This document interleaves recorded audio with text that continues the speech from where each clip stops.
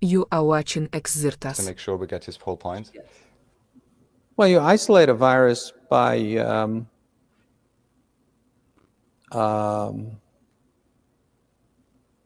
finding the virus which causes a disease. You got caught with his Purify pants a down. virus by making a lot of, just by purifying it so No, you get he a didn't pure say virus. identify. He said I don't understand what the... Well, they Yeah, they- exactly. No, he's they politics. changed Oh. it too, and I wasn't sure I- Let him finish, though. See. if it was the same thing or if it was two totally different.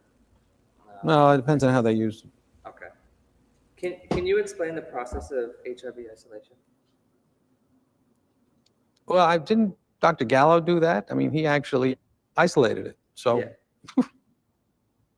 I mean, why but should how I do you do isolate all it? of He this? asked This is how do you all isolate textbook it. stuff you're No. asking me. No. Wow. I'm not quite sure what's Is that or more of him? behind your The way the question about textbook says isolation. they isolated I about. wanna Wait, be your Stefan, wait a textbook. second, let them talk. You know, What's behind your question about isolation? I don't want to be your textbook. You know, I got other things to do. Isolation is essentially Bullshit. Well, they all have a bad answer, I think. All their answers are crap. Yeah, that's the getting point. the virus from the patient and being able to transmit this virus to another cell to reproduce the infection and to have a continual supply That's possible. of the virus. And But that's that's not called isolation. Purification is just obtaining the virus free of cellular contaminants or other contaminations. But it doesn't mean necessarily that the virus is infectious. No, she's right. They're saying that they Virus isolate, isolation, I would take but not to purified. mean She that said not purified. you take some infected material, like a blood sample from someone who you think or believe may have HIV infection, may already have symptoms of AIDS, and you try and grow the virus from that blood sample. So you would put the blood sample into culture, you would stimulate the lymphocytes to proliferate with various growth factors or cytokines, and you would harvest the virus from the culture medium that you're growing it in. You would spin out the cells, separate the cells from the supernatants, and you would look for the virus in the culture medium. That needn't be a pure medium because you can use markers of the virus that tell you it's there, such as the reverse transcriptase enzyme. So you can see evidence of the virus without actually purifying particles. In that very first paper from the French group, published in May 1983, there were two things that appeared to class it amongst the retrovirus family. One was reverse transcriptase activity, and one was actually looking at virus particles with the electron microscope.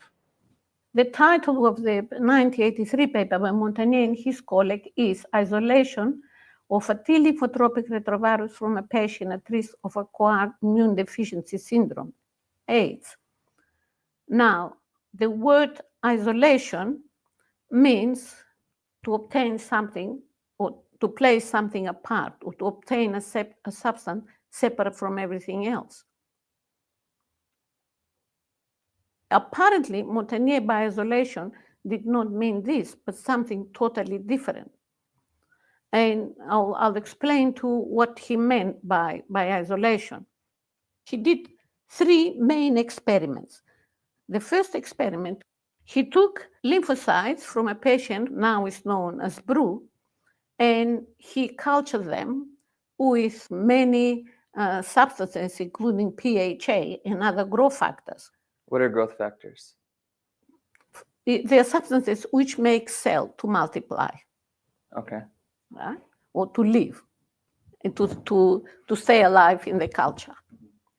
And after 15 days, he discovered their reverse transcriptase activity.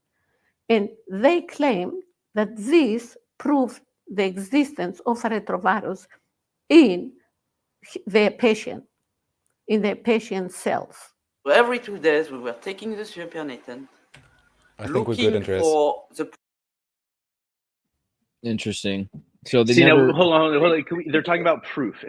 This is where science, where the woo-woo meets with Western thinking. And so I just want to make sure we're on the same page. So evidence and proof are different things in the court of law. But when it comes to psychological things and things of the mind and thought crimes and that sort of thing, the courts and the psychology use different nomenclature. And when they overlap, there sometimes is a big, otherwise you end up like Brittany, and some people are under custodial care throughout their adult life, whether they know it or are in control of it or not, that sort of thing, and hashtag free Brittany. Poor Britney Spears. But so when it comes to this stuff, though, and they're talking about certain things are being seen as proof of something and or evidence. It's like saying you have a theory versus a hypothesis. And now I'm a ninny, so I like to. It sounds like I'm splitting hairs, but English has one word for love, and it means that it's a weird place sometimes when it comes. People do a lot of freaky shit in America, but in Greek there are 8 words for love, and you're taught that as you just see different. There's maybe we could even pull up a chart of that. Jose, have you heard of that before? Because again, you said you speak Spanish, but the 8 different words for love. Yeah, I know, Greek. like amor and the Greek words. No, okay. Because this is kind of, again, we were talking about words that are really ambiguous: toxin, drug, what was it? Doctor, God. It's so interesting that those aren't ambiguous terms. But when to it me. comes to the I'm word talking love is a personal. big one. And so, Andreas, do you mind pulling that up if he hasn't seen it before? Yeah, or eros, agape. Just say the Greek 8 words for love, and each one is kind of, it's described in terms of a type of familial relation, or. And this is a profound thing, because other words, there's ambiguity, and then it's like, oh, there's just confusion. But with this is, are you talking so about we have like agape, brotherly love and stuff like that? No, actually, but there's there's erotic love, but there's also friendly love. There's philia, which is, actually more friendly, or, have regard between equals, versus agape, which is more, affection for the dead, kind of a thing. And then storge is love, affection for, like, usually a parent and children. So you might have like love of your child or love of your mother. And then philautia is self-love. Xenia is hospitality. There's just a lot of different kinds of ways of showing love. And we usually mix erotic love with storge, or even, agape. Like you might have agape for certain products, you could even say, So like there's the perversion kind of is what you're talking about. I love your bag. What a nice pair. I love your shoes. This kind of thing. Which is like, well, it's only one of the words is love that you share with your sexual lover. The 7 other ones have to do with like hospitality and showing your love to the world, or showing your love to a family member or to a friend, and maybe even specifically a friend who's like fallen and down a little bit, or you're showing you have different kinds of love for your partner. That's the thing. I think eros, and they're different words, literally. So I mean, that's you might like want to have sex with a girl and have like an erotic love with them, and not have the same storge where you're feeling like, I want to protect this person and be their husband. Or I want to be their wife, or whatever it is. Like storge is an even deeper than erotic. Erotic can be transient in a sense, right? Eros. But it also could be eternal, I'm just saying. Now, one of my favorite albums growing up was The Miseducation of Lauryn Hill. The whole premise of all the interludes on the track was they were asking a group of children about the word love and asking them to define it. And some of them were talking about puppy love, and some people were talking about the way they love their family. But in Greek, they learn English steals words from all types of languages, and parents make all types of decisions about what they teach their kids.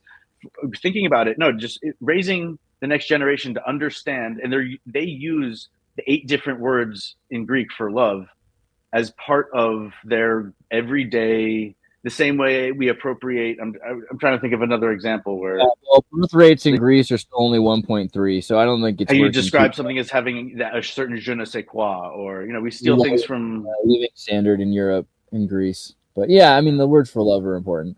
I want to also take this time to promote these channels, because if you go to Rap's page, one of the sections is support. And he put me up first, but let's put up Xirtus Amoeba because he's doing all the cool work. And I just want to say again, you guys should make sure you subscribe to the Clips channel, Xirtus Amoeba.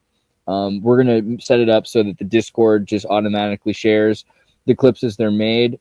And he's got clips that go back, which is also cool, because we have like 1,000+ videos that go back years now, several years, and so some of the clips are from older episodes that you might have missed, or you might have forgotten, or if you're new, you never saw before. And I think it's a really great. I'm so stoked on this. A great way to digest the content